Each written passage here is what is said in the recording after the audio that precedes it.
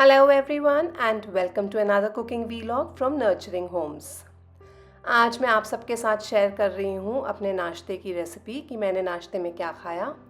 बनाएंगे एक बहुत ही अमेजिंग सी चटनी जो कि महीने भर तक भी आपके फ्रिज में ख़राब नहीं होगी, और साथ ही में बनाएंगे ज्वार मेथी के पराठे।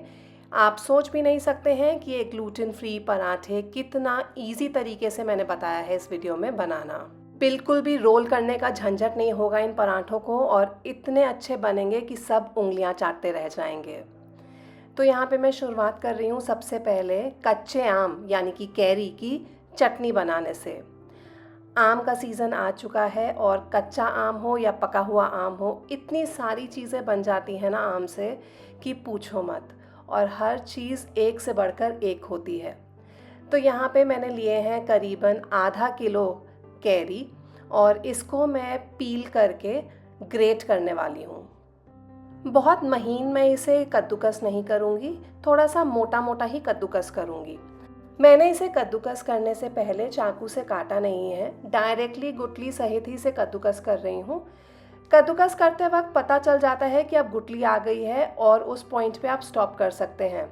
अगर आपको ये अंदाज़ा ना लगे कि गुठली आ गई है, उसे कद्दूकस नहीं करना है, तो आप इसे काट के इसका जो एडिबल पार्ट है वो ले लीजिए, उसको कद्दूकस कीजिए और गुठली को अलग कर लीजिए।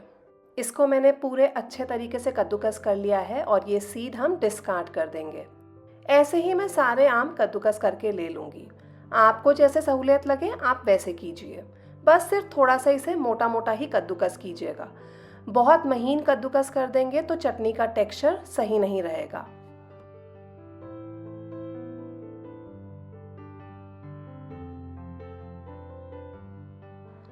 हम आज ये चटनी चीनी के साथ नहीं बनाएंगे, गुड़ के साथ बनाएंगे।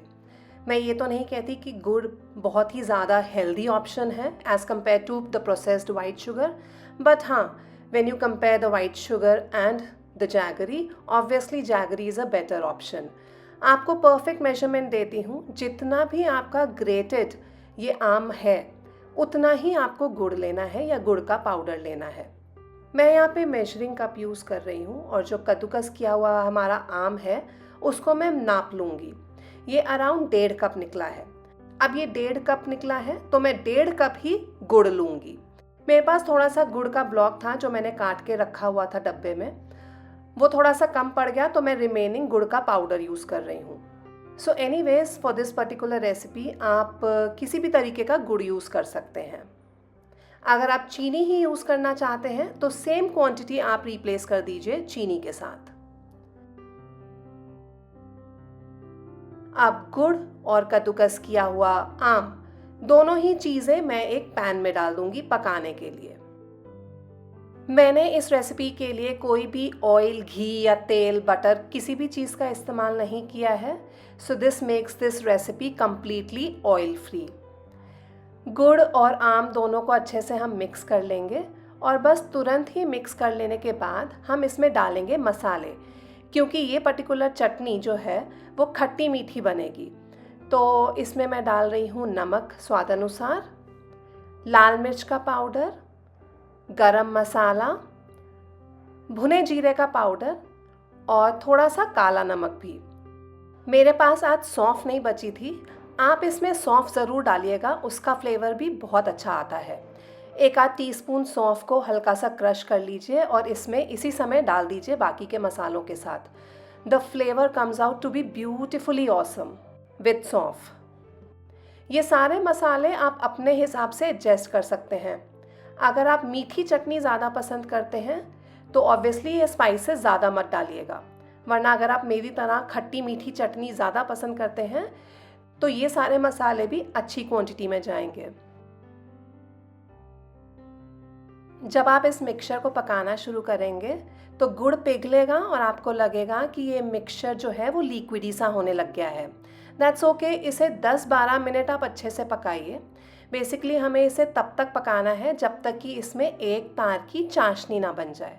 जैसे ही आपको एक तार की चाशनी नज़र आ जाएगी आप गैस बंद कर दीजिएगा। उस समय भी आपको लगेगा कि ये चटनी अभी पतली है, लेकिन जैसे जैसे ये ठंडी होगी ना तो ये और ज़्यादा गाढ़ी होती चली जाएगी।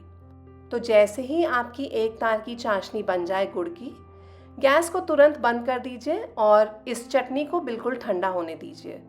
उसके बाद आप इसको अच्छे से स्टोर करके रख सकते हैं एक एयर टाइट ग्लास कंटेनर में फ्रिज के अंदर। महीने भर तक भी ये चटनी खराब नहीं होती है। ये ऑयल फ्री, शुगर फ्री गुड़ आंबा की चटनी इतनी ज़्यादा टेस्टी बनती है ना, और इतने लंबे समय तक चलती है कि आप इसे पूरा सीज़न एंजॉय कर सकते हैं डिफरेंट चीज़ों के साथ, परांठों के साथ, इवन कुछ नहीं तो रोटी में इसको रैप करके खा लीजिए, आपको सब्ज़ी की भी ज़रूरत नहीं पड़ेगी। आप सिर्फ एक स्लाइस ब्रेड का लीजिए, उस पर भी एज अ जैम इसको लगा के खाइए। मैं आपको बता नहीं सकती ये फ्लेवर्स इस चटनी के कितने अच्छे हैं, और जैम की तरह भी ये चटनी बहुत अच्छी लगती है।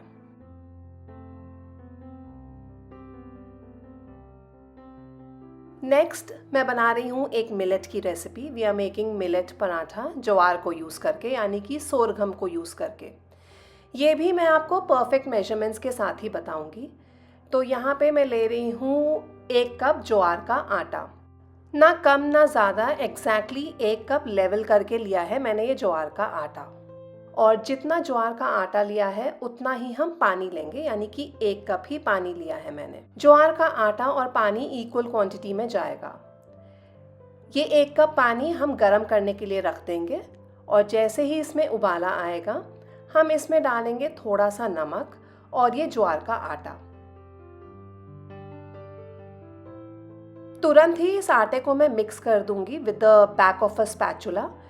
बैक ऑफ स्पैचुला इसलिए यूज़ कर रही हूँ ताकि आसानी रहे इसे मिक्स करने में। जैसे ही हम इसे मिक्स करेंगे ना, आपको शुरू में लगेगा कि शायद पानी की क्वांटिटी कम है, but do not be tempted, do not add more water. इसको हम अभी ऐसे ही छोड़ देंगे। तुरंत ही गैस बंद कर दीजिए और इसको ढक के छोड़ दीजिए 10 मिनट के लिए। ये 10 मिनट का रेस्टिंग टाइम बहुत इम्पॉर्टेंट है, और हाँ, 10 मिनट से ऊपर इसे छोड़ने की ज़रूरत नहीं है। हम आज प्लेन पराठे नहीं बना रहे हैं, ज्वार मेथी के पराठे बना रहे हैं। इसलिए मैंने 2 कप मेथी, एक छोटा टुकड़ा अदरक का और 2 हरी मिर्चें फूड प्रोसेसर में लेके इसे चॉप कर लूँगी मैं अच्छे से। आप अगर लहसुन पसंद करते हैं पराठों में तो इस समय लहसुन को भी चॉप कर लीजिए साथ में ही। आप चाहें तो इसे चाकू से भी काट सकते हैं।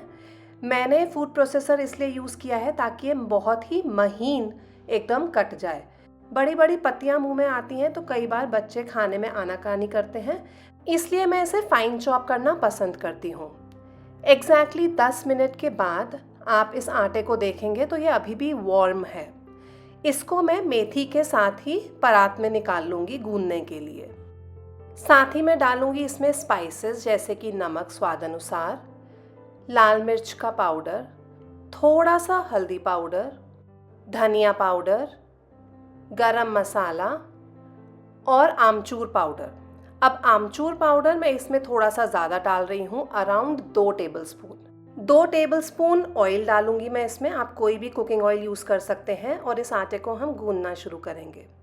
एक बात का ध्यान रखिएगा कि इसमें मैंने आमचूर ज़्यादा डाला है। ऐसा करने से मेथी की कड़वाहट कम हो जाती है, और जो लोग मेथी नहीं भी खाते क्योंकि वो कड़वी लगती है, वो भी खाने लग जाएंगे। इस आटे को हम अच्छे से मसल के गूंदेंगे for atleast another 7-8 minutes. Reason ये है कि ये ग्लूटेन फ्री आटा है, इसमें कोई बाइंडिंग नहीं है, और बाइंडिंग के लिए हमने कोई और आटा या फिर बेसन का भी इस्तेमाल नहीं किया है। तो इसको हमें मसल के, specially from the back of your hand, इसको गूंदना है।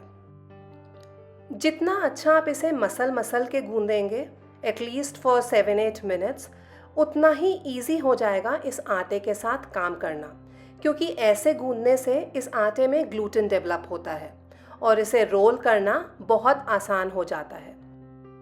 हालांकि आज मैं आपको एक टेक्निक बताऊंगी जिसमें आपको पराठा रोल करने की भी ज़रूरत नहीं पड़ेगी, और जो पराठे नहीं भी बनाता है या जो कुकिंग नहीं करता है वो भी इन्हें बहुत ईजिली बना लेगा।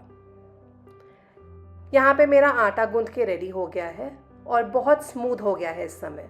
This is just perfect. आप अपने हाथों में इसकी एक लोई या इसका एक पेड़ा बना के देख लीजिए, आपको खुद ही आइडिया हो जाएगा कि ये परफेक्टली स्मूथ हो चुका है आटा and is now ready to use. इस आटे को आप हर समय ढक के रखेंगे, वरना ये बहुत जल्दी ड्राई हो जाता है। मैंने आपको कहा था कि हम ये पराठे बेलन से रोल नहीं करेंगे। मैं इन्हें बनाने के लिए यूज़ कर रही हूँ पार्चमेंट पेपर का, जिसको ग्रीस करने की ज़रूरत नहीं पड़ती है। पार्चमेंट पेपर अगर आपके पास नहीं है तो आप कोई भी पॉलीथीन शीट ले सकते हैं। उसके बीच में आप पराठा बनाएंगे, लेकिन आप उसको ग्रीस करके यूज़ करेंगे ऑयल के साथ। वापस से यहाँ पे मैं एक पेड़ा बना लूँगी पराठे के लिए। इसको रखूँगी मैं अपने पार्चमेंट पेपर के ऊपर और दूसरी पार्चमेंट पेपर वाली शीट के साथ इसको ढक दूँगी। अब मैं लूँगी अपना चकला या कोई भी आप राउंड कंटेनर यूज़ कर सकते हैं और इसे अच्छे से दबा दीजिए। जैसे ही आप इसे बहुत अच्छे तरीके से दबा देंगे, उठा के देखेंगे तो आपका पराठा बिल चुका होगा। बताइए, इससे भी ज़्यादा कोई इजी टेक्निक हो सकती है क्या इसे बनाने की? I don't think so. आप जितना ज़्यादा अच्छा दबाएंगे उतना ही पतला या मोटा आपका ये पराठा बनेगा। ये मेरे पराठे काफ़ी ज़्यादा पतले बने हैं, मुझे ऐसे ही चाहिए थे। अब लाइक अ रेगुलर पराठा हम इसे तवे के ऊपर सेक लेंगे। मैं इन्हें सेकने के लिए अपने लोहे का तवा ही यूज़ कर रही हूँ और मैं इन्हें बनाऊँगी घी में। मुझे पराठे घी में ही अच्छे लगते हैं, बट आप चाहें तो ऑयल, बटर, जो भी आपकी प्रेफरेंस हो आप वो इस्तेमाल कर सकते हैं इन पराठों को बनाने के लिए। जहाँ एक पराठा हमारा तवे के ऊपर सिक रहा है, मैं दूसरा भी इसी तरीके से रोल कर लूँगी और रेडी कर लूँगी बनाने के लिए। काफ़ी ज़्यादा जल्दी काम ये हो जाता है बिना किसी हैसल के। ट्रस्ट मी, जो लोग कुकिंग नहीं जानते हैं या फिर जो लोग रोटियां या पराठे बनाने से सिर्फ डरते हैं, वो भी इस टेक्निक को यूज़ करके आराम से पराठे बना सकते हैं।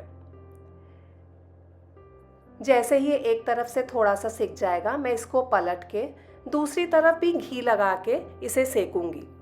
दोनों तरफ से घी लगा के हम अलटते पलटते हुए मीडियम आंच पे सेकेंगे ताकि ये दोनों तरफ से क्रिस्प हो जाए, गोल्डन ब्राउन हो जाए।